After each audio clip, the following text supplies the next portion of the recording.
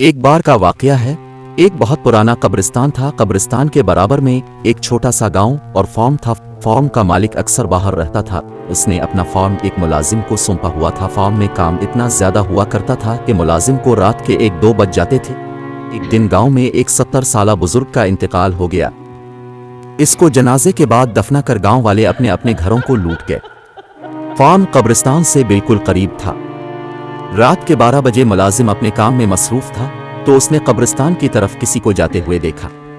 وہ تھوڑا پریشان تو ہوا کہ رات کے اس وقت قبرستان کون جا رہا ہے۔ پھر اس نے سوچا کہ شاید کوئی کہیں گیا ہوگا اور واپسی میں دیر ہو گئی ہوگی۔ یہ سوچ کر وہ اپنے کام میں لگ گیا۔ جب صبح ہوئی تو گاؤں میں باتیں چل رہی تھیں کہ جو بزرگ کل فوت ہوا ہے اس کی قبر کے ساتھ چھیڑ خانی کی گئی ہے اور اس کی قبر کی مٹی ہٹی ہوئی تھی۔ سب نے یہ سوچا کہ شاید کسی جنگلی جانور نے ایسا کیا ہو۔ فارم کے ملازم نے بھی یہ بات سنی۔ اسے رات کو قبرستان جاتا وہ بندہ یاد آیا، لیکن اس نے معمولی بات سمجھ کر کسی کو نہیں بتایا۔ پھر دن گزرتے گئے۔ تقریباً 20-22 دن بعد ایک 90 سالہ عورت فوت ہوئی۔ اس کا جنازہ پڑھا کر دفنا دیا گیا۔ رات کا تقریباً 1 بجے کا وقت تھا۔ ملازم نے پھر کسی کو قبرستان جاتے ہوئے دیکھا۔ ملازم نے اس بار تھوڑا آگے جا کے دیکھا تو وہ کالے برقعے میں عورت تھی جو تیزی سے جا رہی تھی۔ ملازم بہت پریشان ہوا کہ اس وقت عورت کہاں جا رہی ہوگی۔ ملازم مزید آگے نہیں گیا کہ عورت کہیں غلط نہ سمجھ لے اور واپس آ گیا۔ اسی سوچ میں وہ سو گیا۔ صبح ملازم جب اپنے گھر کی طرف جا رہا تھا تو اس نے گاؤں والوں کو پھر سے باتیں کرتے سنا کہ میت کی قبر کے ساتھ آج پھر چھیڑ خانی کی گئی ہے۔ کوئی تو مسئلہ ضرور ہے۔ پورے گاؤں میں خبر پھیل گئی۔ کچھ لوگوں نے بولا کہ قبر کھود کر دیکھا جائے کہ مردہ دفن بھی ہے یا نہیں، لیکن وہاں کے بزرگوں نے روک دیا کہ ایسا کرنا ٹھیک نہیں۔ اگے سے اگر ایسا کچھ ہوا تو پھر کوئی حل ڈھونڈیں گے۔ ملازم نے سوچا ہو نہ ہو یہ اسی عورت کا کام ہو سکتا ہے جو مجھے فوتگی کی رات قبرستان جاتے ہوئے دیکھی تھی۔ اس نے عہد کر لیا کہ اگلی بار اس کا پیچھا ضرور کروں گا۔ چند دن بعد پھر سے فوتگی ہو گئی۔ ایک نوجوان انسان ہارٹ اٹیک سے وفات پا گیا۔ اسے بھی جنازے کے بعد دفنا دیا گیا۔ رات کے تقریباً 1:30 بجے کا وقت تھا۔ ملازم اسی عورت کے انتظار میں بیٹھا ہوا تھا کہ اچانک وہ عورت نظر آئی۔ آج بھی کالے برقعے میں تھی اور قبرستان جا رہی تھی۔ ملازم نے سوچا کہ آج پتہ ضرور لگاؤں گا کہ عورت قبرستان کرنے کیا جاتی ہے۔ ملازم اس کے پیچھے چپ چاپ چلنے لگا۔ عورت قبرستان کے قریب پہنچ کے رک گئی تو ملازم ایک جھاڑی کے پیچھے چھپ گیا کہ کہیں عورت دیکھ نہ لے۔ عورت نے ادھر ادھر دیکھا اور پھر چلنے لگی۔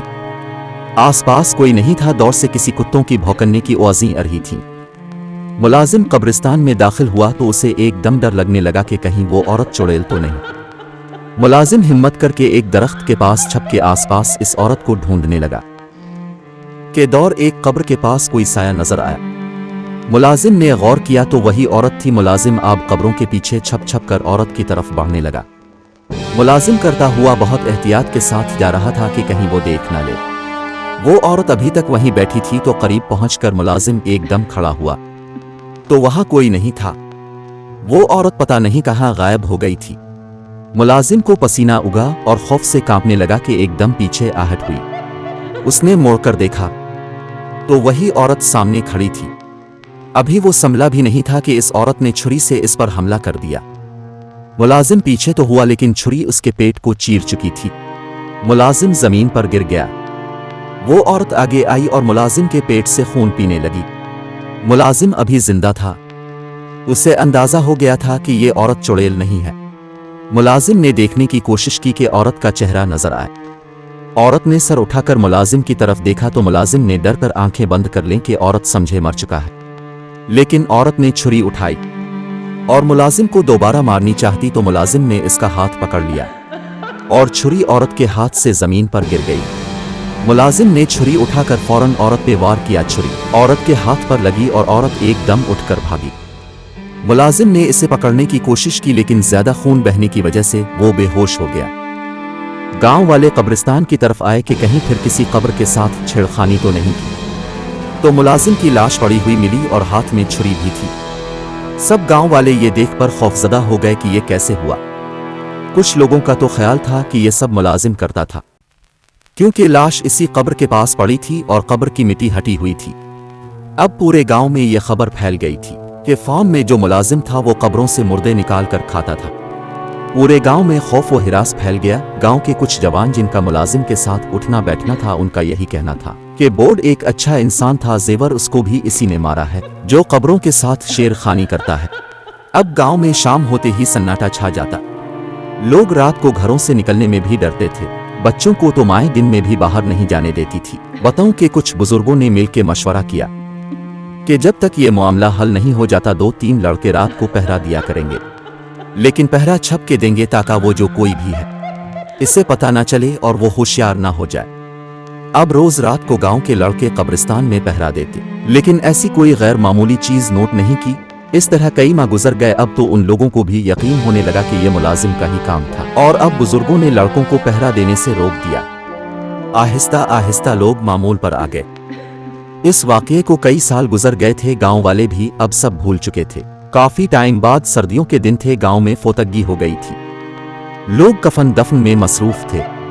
मुर्दे को गुस्ल और कफन देखकर दफना दिया गया और लोग अपने अपने घरों को रवाना हो गए कि ऐसे ही रात के 1-2 बजे का टाइम था। गांव के बड़े और बच्चे बैठक में बैठे थे। अक्सर गांव के लोग बैठक लगाते थे जहां बुजुर्ग लोग पुराने वक्तों के किस्से कहानियां सुनाते। जवान और बच्चे गौर से सुनते। आज भी ऐसी ही एक बेटा लगी थी कि अचानक उनमें फार्म के मुलाजिम का जिक्र उगा। सब एकदम चुप हो गए और खौफ सा माहौल हो गया। 2-3 लड़कों ने, जिन्हें आज तक मुलाजिम पे यकीन था कि इसने ऐसा नहीं किया, जरूरत कोई और बात है वरना वो क्यों अपनी जान लेता, तीनों ने एक दूसरे को देख के इशारा किया और उठ के बाहर निकल अलिफी। ये वही लड़के थे जो मुलाजिम के साथ उठते बैठते थे। बाहर निकल के तीनों कब्रिस्तान की तरफ चल दिए कि दोस्त की याद आई तो फातिहा ही पढ़ आ।